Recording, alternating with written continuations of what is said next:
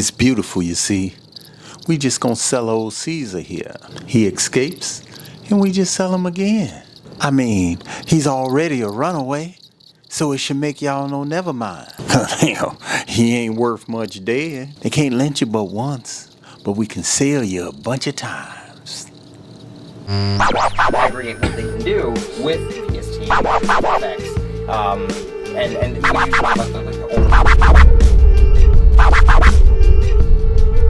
What's up, you black lit geeks? It's your man BT. I'm back with another video, and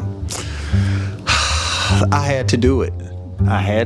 I went to the store and I paid full price, and I read it cover to cover. New York Times bestseller, Percival Everett. James is the book.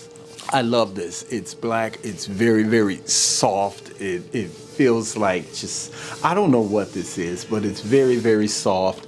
The jacket is very high quality. I love the colors. To add that blue or periwinkle or whatever color that is, to add that to this book really balance the black and this dark mustardy color. Let's read inside.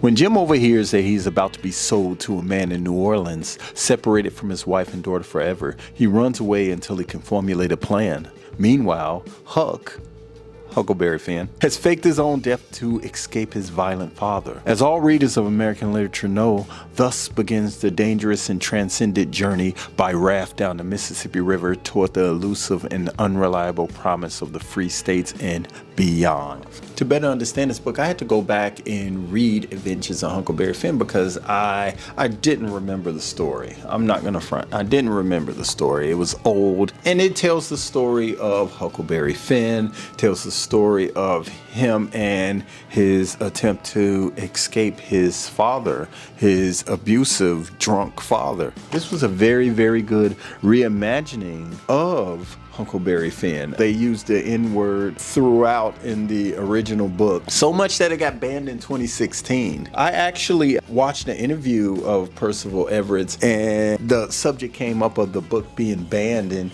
he said, yes, I expect the book to be banned. He said, I would probably be disappointed if the book wasn't banned.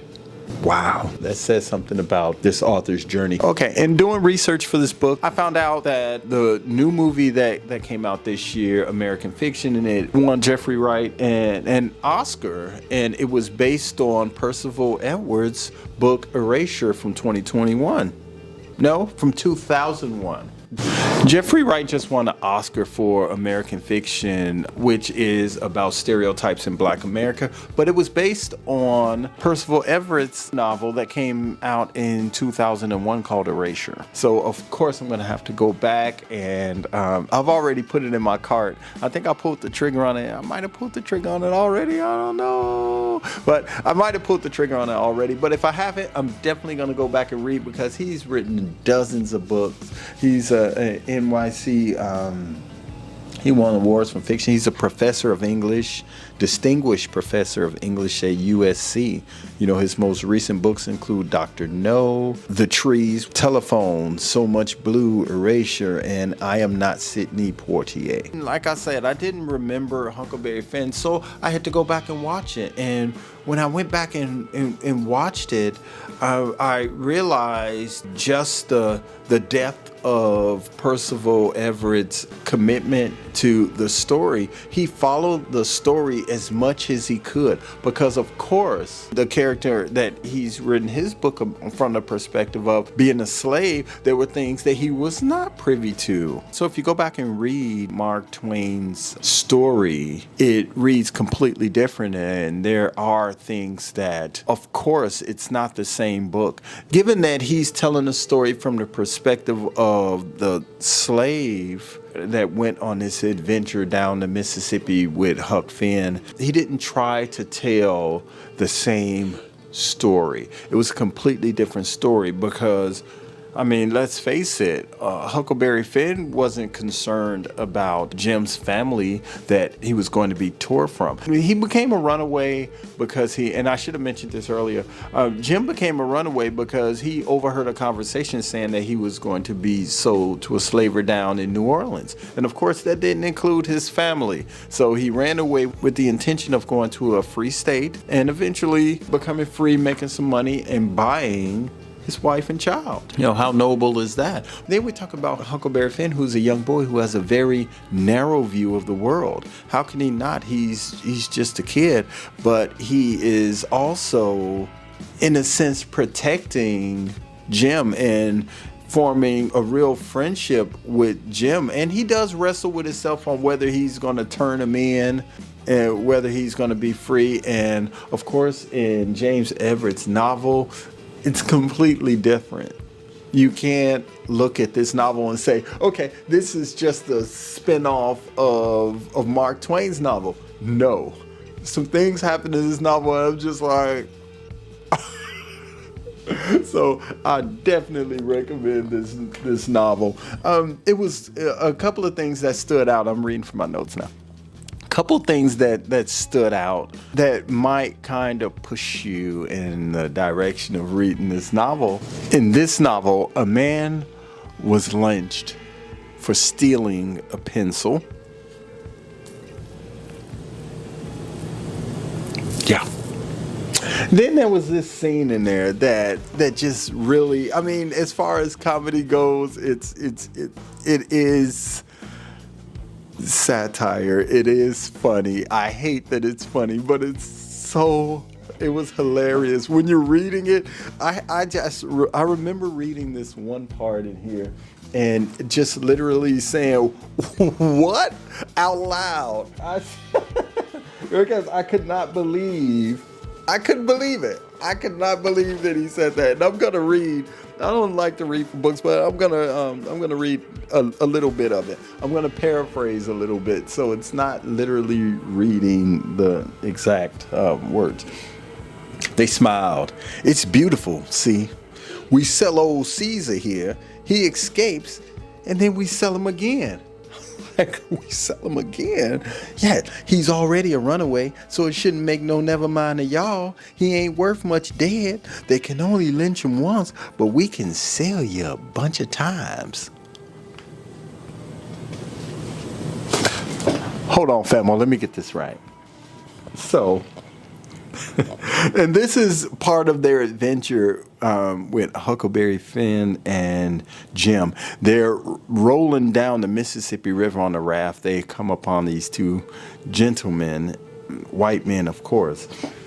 And I won't tell you their interaction. Of course, they were in the original novel as well. So congratulations to Percival for adding them, because it added the drama, it added the humor as well. And one of them just came up with this idea. They were scam men. They were literally scammers. And they came up with this idea that they were going to get some money by selling old Jim the slave. But they didn't just want to, they were hustling. They didn't just want to sell him and take the money and bounce. They wanted to sell him over and over and over again. So this is how this is going to work. We sell him to someone. We get the money. We wait for him the next day to escape, and then we take him further downriver, sell him again, and go through the whole process over and over again. And then they had the nerve to say, they can't lynch you but once, but we can sell you over and over again. I thought that it was absolutely brilliant. I thought that this novel was absolutely brilliant. When I began reading it, the only thing that stopped me from reading this from cover to cover was my time was just not there. So it ended up taking me days to finish this novel. So glad that I'm finished it. I'm going to recommend this novel to you. I'm going to recommend this. I'm going to put it on my blog, Blacklit Geeks. I'm going to post it to my social media group. If you're on Facebook, Blacklit Geeks Facebook group. Yeah, I just started that Facebook group, and it's growing, and people are so excited. And I think that's one of the joys of reading and being able to share something that you love with people who love it as well. Look at that. It is 23 minutes in. I got a little bit of time. So what I'm going to do is talk about some of the other books that I'm reading. Right now, I'm reading Fifth Born by Zelda Lockhart. This book is traumatic. I mean, I think I'm like 50 or 60 pages in. And it's already just sad enough to me to have had to put down. It just deals with a lot of abuse that this middle child received. Zelda Lockhart. I'd never heard of the author before. I can't even tell you right now where I picked this book up. Yes, I can. I picked it up online. I got it for just a couple of bucks. But yeah, I'll do a review on this. It's really, really sad. It's a really sad. Look at those eyes. Oh my God, look at that cover. That's amazing. Okay, and what else? I'm rereading If He Hollers, Let Him Go. I haven't started on it yet, but this is Chester Himes. He's one of my favorites, and so I am going to do a review on this. And the reason I'd like to bring up some of these older novels is because I don't want them to die. I think people over time would appreciate these novels if they don't appreciate them now. Just like James by Percival Everett. This novel is going to be permanently linked alongside Mark Twain's novel. This is going to be linked. Percival Everett has done an amazing thing with this novel, and it's going to be permanently linked alongside Mark Twain's Adventures of Huckleberry Finn for years to come. So I thought is brilliant. That's brilliant. Okay, so Ernest Gaines, he wrote Lesson Before Dying. I picked up this book, A Gathering of Old Men. Very interested in seeing what that's about. I haven't even read the reviews. It just seems interesting.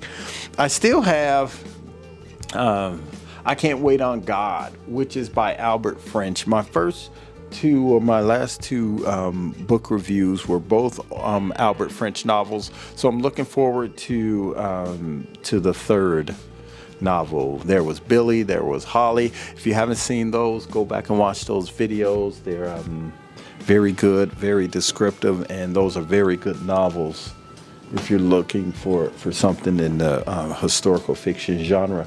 And John Edgar Whiteman, Brothers and Sisters, which I haven't read. You have to link John Edgar Whiteman to Albert French because I believe that they were related by marriage, and John Whiteman actually introduced Albert French to his agent back in the day. Little known fact. Okay, so that's about it. I'm about to wrap this up. If you have not read this book, this is definitely a book that I recommend. I give it 5 stars, and I think it's amazing. It's something that you definitely want to pick up. It's definitely not going anywhere. Like I said, it's going to be around. It is a classic already. I look forward to the day that this book gets banned and put on a banned list.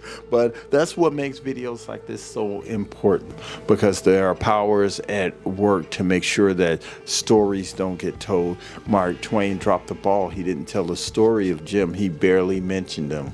And when they did, it was in a form of ridicule. So I appreciate Percival Everett's take on this novel. Okay, Blacklit Geeks, that is it for me. That is another video in the works. If you like this video, click the like button. I invite you to subscribe to Blacklit Geeks. You can read with me and we can read together and we can find some common threads. Whether we agree or disagree, it doesn't matter because it's all about the literature anyway. Well, thank you for watching. I'll see you in the next video. Peace. Aggregate what they can do with PST effects. And we usually like the older